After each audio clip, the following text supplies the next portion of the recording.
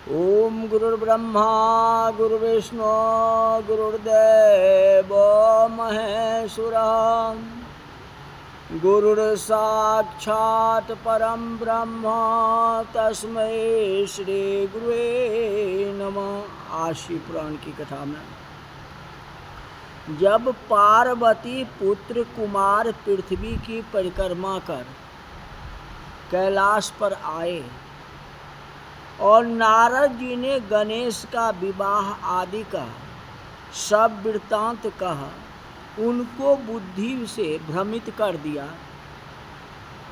तो उसे सुन के स्वामी कार्तिकेय माता पिता के मना करने पर भी न माने और उनको प्रणाम करके क्रौंच पर्वत पर चले गए, जिससे उनकी माता को बहुत बड़ा दुख हुआ और शिव जी को भी दुख हुए। माता पिता को प्रणाम करके क्रौंच पर्वत पर चले गए तो शिव जी को बहुत तकलीफ हुआ। फिर पश्चात लोकाचार करते हुए शिव और पार्वती स्नेह सहित वहाँ गए जहाँ कुमार स्थित। उधर जब कुमार ने माता पिता के आगमन की बात सुनी तो वे क्रौंच पर्वत को छोड़ उसे 100 योजन दूर चले गए। उस स्थान में अपने पुत्र के न मिलने और पुत्र स्नेह से व्याकुल होकर उन्होंने वह अपना ज्योति स्थापित कर दी। उसी दिन से मल्लिकार्जुन नाम से शिव जी का एक ज्योतिर्लिंग वहाँ प्रसिद्ध हुआ, जिसके दिव्य दर्शन से लोगों के पाप नाश होते हैं। उसी तरह महाकाल सूजी महाराज कहते हैं, ऋषिगण अब मैं महाकालेश्वर शिव ज्योति का वर्णन करता हूँ। अवंतिका नाम के पुरी में शिव के परम भक्त बुद्धिमान एक ब्राह्मण रहते थे। वे नित्य ही विधि पूर्वक पार्थिव शिवलिंग का पूजन किया करते थे। शिव जी के कृपा से उस विद्वान देवज्ञ विप्र को धन धान की कमी नहीं थी। सभी प्रकार के सुख भोग के अंत में उन्होंने शिवलोक को प्राप्त किया। ब्राह्मण के 4 पुत्र थे, देवप्रिय, मेधाप्रिय, सुकृति और धर्मबाहु, ये नाम थे। इन चारों का आचार विचार अपने माता पिता के समान थे। वहीं उनके पास में रत्नमाला नाम का एक पर्वत था।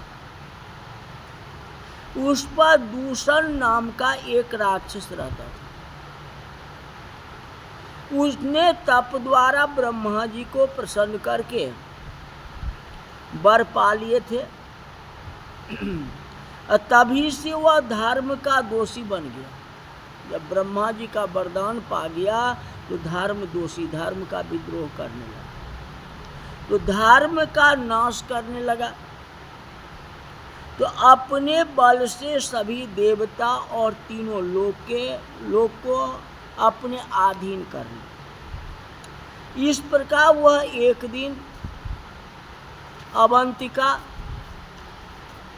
दिन अवंतिकापुरी में आ पहुंचा तो अपने मुख 4 दानवों को बुला के उसने कहा कि हे प्रिय दानवों, मैंने अपने बल से त्रिलोकी को अपने वश में कर लिया, किंतु शिव भक्त ब्राह्मण अभी तक मेरे अधीन नहीं हुए। इसलिए तुम जाकर के सभी ब्राह्मणों को इकट्ठा करो और उनको मेरी आज्ञा सुनाओ। जो मेरी आज्ञा पर चले तो उनसे कुछ नहीं कहना, जो हमारे आज्ञा के विरुद्ध चलता हो उसे दंडित करो। इस प्रकार उस दैत्य दूषण की आज्ञा से चारों दानव पुरी के अंदर जाके उपद्रव मचाने लगे, किंतु ब्राह्मणों पर उनका कुछ भी प्रभाव न पड़ा। तो प्रजा के लोग दुखित हो गए, ब्राह्मणों के पास जाके प्रार्थना करने लगे कि हे ब्राह्मण देवताओं, हम आपकी शरण में हैं। मालूम नहीं ये महापापी दुराचारी दानव कहाँ से आके नगर में उपद्रव मचा रहे हैं। उन्होंने बहुत से नगरवासियों को मार दिया, हमारी रक्षा करो। ब्राह्मण बोले हम में इतना पराक्रम नहीं है और न हमारे पास कोई अस्त्र शस्त्र है जिसके द्वारा हम इन्हें मार या डरा सकें। हम तो भगवान शंकर जी के आश्रय लेकर के ही यहाँ पर आए हुए हैं और वे भगवान शंकर जी ही रक्षा करेंगे। इतना कह के चारों ब्राह्मण कुमार अन्य ब्राह्मणों को साथ लेके नियम पूर्वक शिव जी का पूजन करने लगा।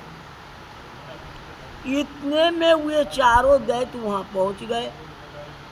वहाँ नगरवासी और ब्राह्मणों को देख करके बोले कि पकड़ो पकड़ो, इन सबको मार डालो।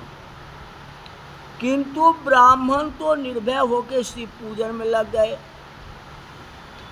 दानवगण ज्यों ही ब्राह्मणों को पकड़ने के लिए आगे बढ़े तो झटपट पार्थिव लिंग के नीचे की भूमि भयंकर शब्द करके फट गई और शंकर जी प्रकट हो गए। तब तो अपने भक्त के रक्षा करने हेतु उन दैत्य की सेना और दूसरे दैत्य को केवल अपने हुंकार शब्द से ही मार दिया। जो 4 दैत्य था। भगवान शंकर जी की इस अद्भुत चरित्र को देख के मुनि और देवता सब प्रसन्न हुए। आकाश से फूल की वर्षा होने लगी। तो भगवान शंकर ने ब्राह्मण पुत्र से कहा कि तुम वरदान मांगो। तो ब्राह्मण पुत्र बोले कि हे स्वामी, आप प्रसन्न हैं तो हमारा आवागमन छुड़ा करके अपने चरणों में स्थान दो और आप यहाँ सदा के लिए निवास करो। इस स्थान पर सदा के लिए निवास करो। आपके दर्शन करने वालों की मनोकामनाएं पूर्ण हो। सूर्य बोले, इस प्रकार ब्राह्मणों को मुँह मांगा वरदान दे के सदाशिव वहाँ विराजमान हो गए, जो अभी महाकालेश्वर है उज्जैन में। तो महाकाल की महिमा बहुत है। सूर्य कहते ब्राह्मण देवताओं, महाकालेश्वर जी की उत्पत्ति तो मैंने आपको सुना दी, अब उनकी अद्भुत महिमा बताता हूँ।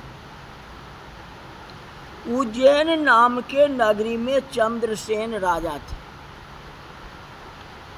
इसी चंद्रसेन राजा की सदाशिव के मुख्य सेवक मणिभद्र के साथ घनी मित्रता थी। एक बार मणिभद्र जी चंद्रसेन राजा पर प्रसन्न हो गए। राजा के प्रति उन्होंने अपने सूर्य के समान चमकती कौस्तुभ मुनि प्रदान की। तब तो वह राजा उस मणि को गले में धारण करके सूर्य के समान चमकने लगे। उस मणि को राजा के पास देख के अन्य राजा ईर्ष्या करते हुए अनेक उपाय से मणि को हथियाने की चेष्टा करने लगे। राजा के पास आके उन्होंने वह मणि मांगी। राजा ने सभी को फटकार दिया। तब क्रोध में आके राजाओं ने युद्ध की तैयारी कर ली। अपनी अपनी चतुरंगिनी सेना लेकर के राजा पर चढ़ाई कर ली। यह देख के उस राजा ने महाकालेश्वर महादेव जी की शरण ली। उसी समय एक गोपी आई और उसकी गोद में 5 वर्ष का एक बालक था। गोपी विधवा थी।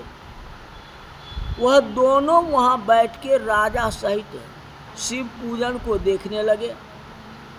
गोपी विधवाती वह दोनों वहां बैठ के राजा सहित शिव पूजन को देखने लगे। तो राजा द्वारा शिव पूजन को भली भांति देख के उस बालक को लेके गोपी अपने घर चली आई। तो 5 वर्ष के बालक के मन में आया कि मैं भी राजा के भांति शिव पूजन करूं। संगत से गुण होते हैं, संगत से गुण जात।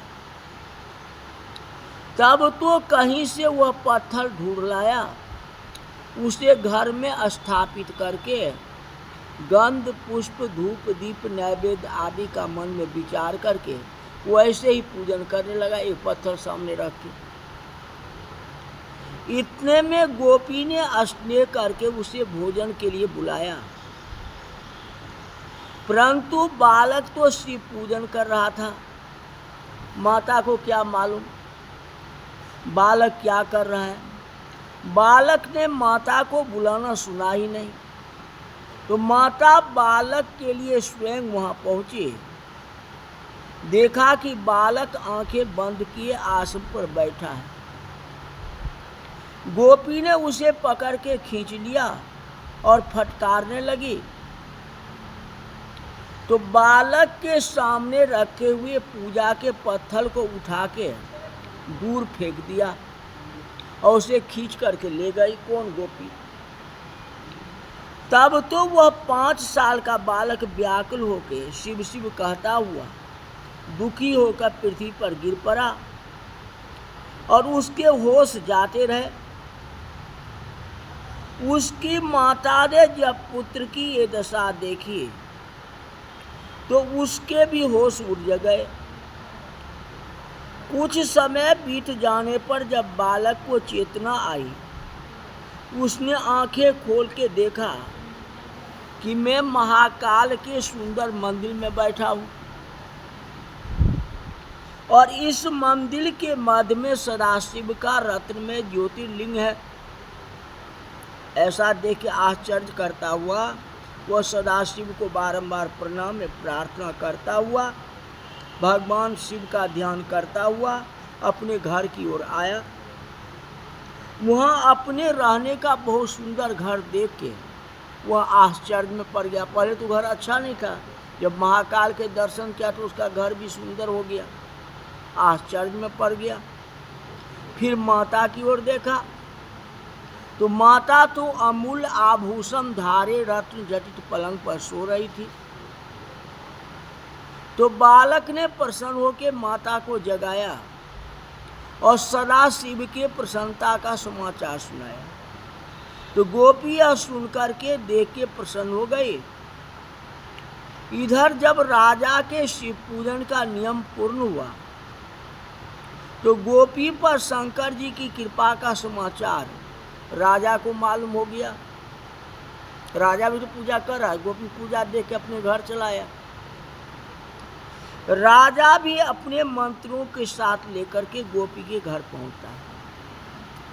वहां भगवान शंकर की कृपा का प्रभाव देख के आश्चर्य की सीमा न रही। राजा एवं अन्य लोगों ने मिलकर रात भर बड़ा उत्सव किया। प्रातःकाल यह समाचार नगर भर में फैल गया कि गोपी के घर भगवान शंकर जी दर्शन करने नगर भर के लोग आने लगे। पहले राजा गया, फिर गांव के जितने लोग थे सब दर्शन करने के लिए गए। तो चंद्रसेन राजा पर चढ़ाई करने वाले राजाओं ने भी यह बात सुनी। उन्होंने मान लिया कि इस उज्जैन नगरी पर सदाशिव की परम कृपा है।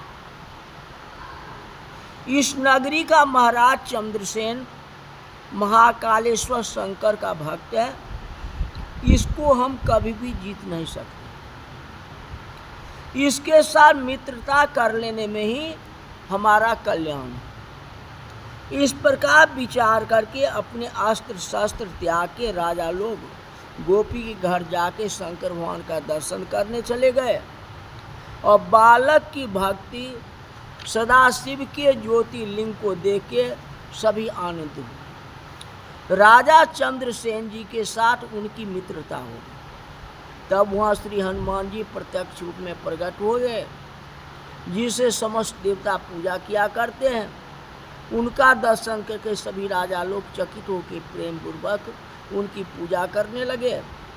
इसके बाद हनुमान जी ने गोपी के बालक को उठा के अपने गले में लगाया, फिर राजाओं की ओर देके बोले कि हे राजाओं, हे मनुष्यगण, सभी चराचर प्राणियों के कल्याणकर्ता सदाशिव है। देखो, इस गोपी के बालक ने केवल राजा चंद्रसेन को पूजा करते देखा था। उसने अपने घर आके विधि से पूजन का अनुकरण किया। इसका परिणाम आप लोग के सामने है। उसका परम कल्याण हुआ है। इस लोक के सभी सुख भोग के अंत में यह मोक्ष को प्राप्त करेगा। इसके कुल में 8वां महायज्ञ पुरुष होगा, जिसका नाम नंद होगा। वह बड़ा धर्मात्मा होगा और उनके घर में ही विष्णु भगवान का अवतार होगा। उस नंद के पुत्र श्री कृष्ण होंगे। आज से इस गोप कुमार का श्रीकर नाम से प्रसिद्धि होगी। इतना कह के हनुमान जी सभी को देखते देखते अंतर्ध्यान हो गए। आए हुए सभी राजाओं को चंद्रसेन महाराज ने सत्कार किया। राजा लोग प्रसन्न हो गए, अपनी अपनी राजधानियों को चले गए।